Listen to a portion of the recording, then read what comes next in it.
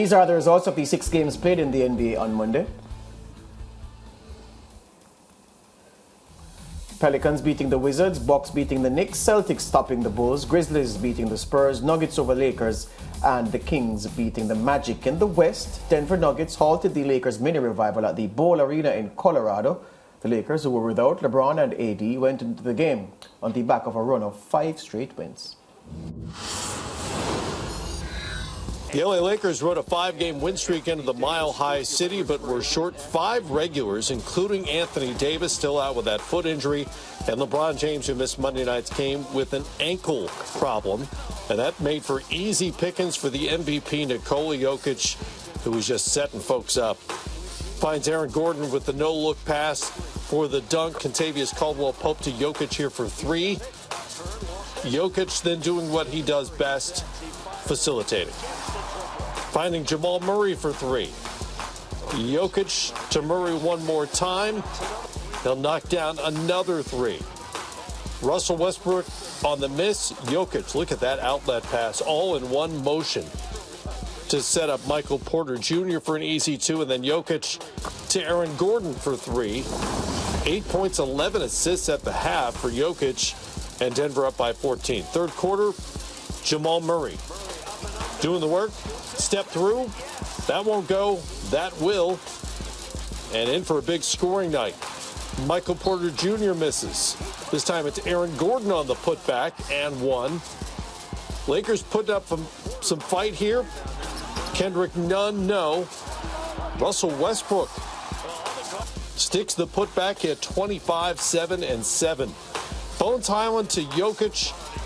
How many superstars can dominate the game with 5 field goal attempts? Jokic hit all 5 of his, 14 points, 16 assists, 11 boards. This is Bruce Brown with the runner to beat the buzzer. And then late, it's Thomas Bryant missing for the Lakers. Brown to Jamal Murray for the reverse layup. He had 34. And thanks to the Joker's 11th triple-double of the season, the Nuggets have now won 11 straight on their home floor.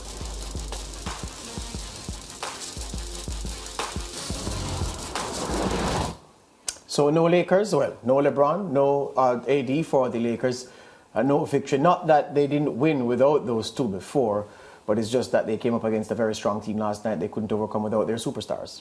Yeah, and I think that has been the Lakers' issue for the entire season so far. You know, when they do get LeBron, you know, it takes off some of the pressure off the other players. But when they don't have LeBron, they don't have AD, we've never really seen the entire team playing together. And I think that has been their biggest problem for this season. Yeah, and to strengthen the point, though, LeBron has been in good form in the past week and a half or so. He was Western Conference Player of the Week last week. Amazing, 38 years old now, a couple of weeks ago. And LeBron's still showing that he's top drawer. But he has made it clear, George, that they need to make moves. They need to do something. And I'm thinking trade deadline.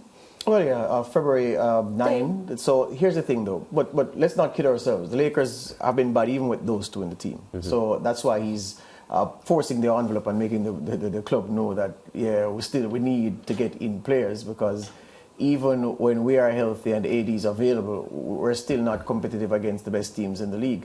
Sometimes the NBA schedule is such that you're going to get sometimes consecutive games against the heavy hitters, either in your conference or across conferences, or maybe even in your division.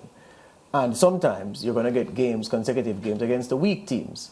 Now, you beat who you play. But the Lakers is 5-game winning run. If you look at the teams that they beat, those aren't the teams that you're going to be worried about if you're looking ahead to the playoffs. But wins are wins. And the fact is that, you know, we really haven't been able to see them get the chance to build momentum. But what is certain, LeBron James fully fit and firing, Anthony Davis fully fit and firing, this is not a playoff team. They need new players. Yeah. Fact. Exactly, and it's so weird that, you know, if we were to think about something positive for the Lakers, it would have to be Russell Westbrook. The fact that, you know, he's been working well off the bench, and kudos to the new coach, because last season when they didn't do well, they fired the coach, right? Darvin Ham had to go. This season, if they don't make it, I don't know who they're going to blame for it. Is it that they're going to tell LeBron? Well, they at least this coach came in. Remember, the last year when Frankie Vogel got sacked, he was coming off a championship winning season, so a lot was expected of him.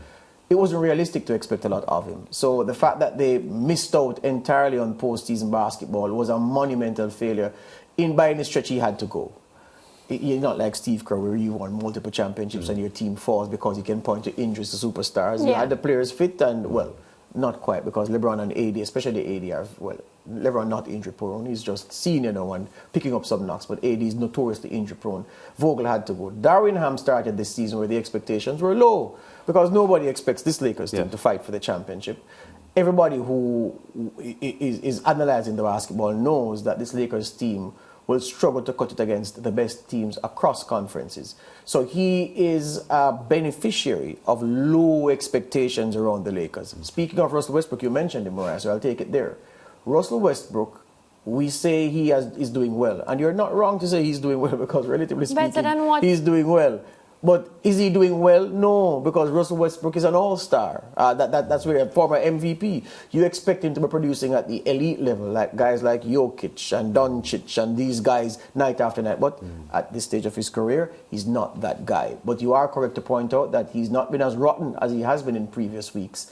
And he's giving the Lakers a contribution off the bench, because mentally he has accepted that no, he is a bench player. He's a sixth man. He's first off the bench. He's not going to be a starter anymore for any elite title-chasing team. That ship has sailed. Yep. Now in the East, Boston Celtics tightened their hold on top spot with a win against the Bulls. The Chicago Bulls riding a 3-game win streak into Boston, where the Celtics had just returned from a 2-2 road trip.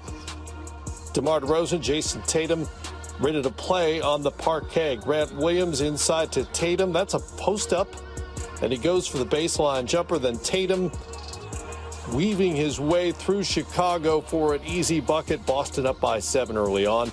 DeMar DeRozan on the other end, patient as always, finds his spot, knocks it down. Second quarter, Jaylen Brown. Look at the move. Low dribble and finishes with the left hand. Then in transition, Al Horford to Brown, behind the back to the basket for 2 of his 19, though just 7 of 21 from the field. Boston up by 9 at halftime. Third quarter, DeRozan hurting. Right quad strain. He would stay in the game but leave a little later on, and he was done for the night after that. Tatum with Zach LaVine in front of him, no problem. Step back 3 is good. Tatum, 4 of 11 from three-point range, 10 of 21 on the night. Grant Williams was huge off the bench. 8 of 15, he went for 20 and had 8 boards. Boston bench up by 12. LaVine gets it going late. Finishes with a layup, pulls up and knocks down the 3. He was 10 of 24 for 27. Had 7 boards and 6 assists, 15 points in the fourth quarter to pull the Bulls within 2, but it's Tatum to Al Horford. Unselfish pass out of the double team. Horford makes the Bulls pay, and then Derek White ahead to Tatum and 1. He goes for 32. Boston gets the win on their home floor, 107-99.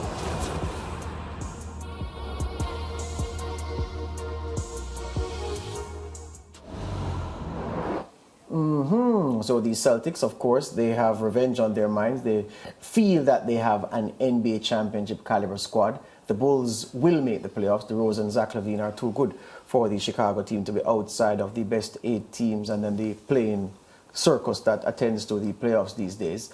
So we just saw a matchup. We saw last night a matchup of 2 playoff teams. One team who will maybe go second round as their ceiling, and one team which has genuine hopes of winning a championship. Yeah, and the Celtics must be commended, because at this point in the season, last season, they were 20 wins and 21 losses. This season, they're 29 wins and 12 losses. So that's a massive improvement. And you get, I think with this team, it's a combined effort, a collective effort. And teams that, you know, their players step up from time to time, and you're not only depending on the superstars, they would, you know, make it to the end. I'm not saying that they're going to win the championship, but you get good performances from them night after night. Yeah, probably a spillover from last season, though. They were Eastern Conference champions last season. They were. So they finished the season strong after a bad start. Yeah, so not entirely surprising that they've made this solid start to this current season. One of the things I'm loving about the NBA, as Mariah said, you can't look at the Celtics and say, well, they are shoo-ins to win. Yes. Gone are the days when a team from the regular season was a shoo-in to win. You look at that team and say that team was going to win. Because there were moments before the playoffs last year where we felt that the Golden State Warriors would be strong, but we said, they're very Steph Curry dependent. What will happen to them if he's has an off night or he's not at his best in the playoffs? We saw him lead them to victory. When the Lakers won the bubble season, we didn't think the Lakers would have won that season. No. We didn't expect Miami Heat to go so far. So I'm loving the NBA these days. The NBA, sometimes you'll have a team that's marching through the regular season, steamrolling everybody, and appear to be dead certainties to win the Larry O'Brien trophy. That's not the case these days, and I'm very happy for it. More competitive league. Yeah. Before we leave, viewers in Trinidad and Tobago, here's your chance to play or take your shot promotion and win a trip for two to attend the 2023 All-Star Weekend in Utah. Watch the NBA live on Sportsmax for a chance to scan the QR code for more information on how to participate. The promotion, which began November 28 last year, ends January 20 this year.